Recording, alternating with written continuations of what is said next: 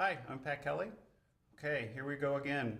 All I mean by that is we've been working with vector-based functions lately, and we've been seeing how our good old familiar calc concepts can be applied to those functions. So in this problem, they give us a vector-valued function inside here, a cosine of t, comma a sine of t, and the calc concept is a definite integral. They ask us to evaluate that definite integral. So in order to do that, I hope you're catching the theme here, is that we always just treat these vector-based functions component-wise. So it's kind of like I take that integration and shove it inside to each component.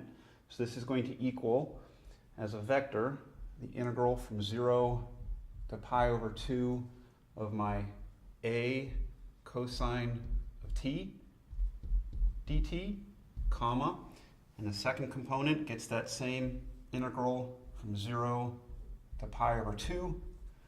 This one is a sine of t dt, and it's all going to be inside of a vector. Okay? All right, so let's do our actual calculus work, which is going to be the integration. And we've seen this type of expression before, that a that's in front of each of these is just a constant. Right, we'll treat it as a constant and focus on the cosine of t and the sine of t. So here we go. The antiderivative of a cosine of t is going to be a sine of t.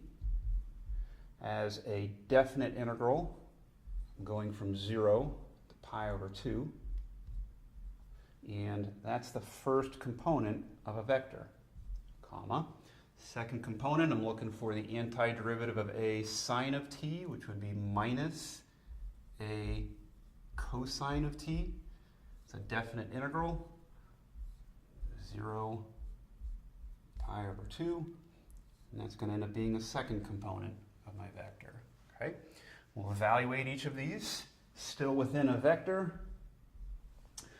See if I can do a little bit of work here with a sine of t. If I'm plugging in the upper limit, that's pi over 2. Sine of pi over 2 is 1 times a. That's just going to give me an a. And then subtract, when I plug in the 0, sine of 0 is 0.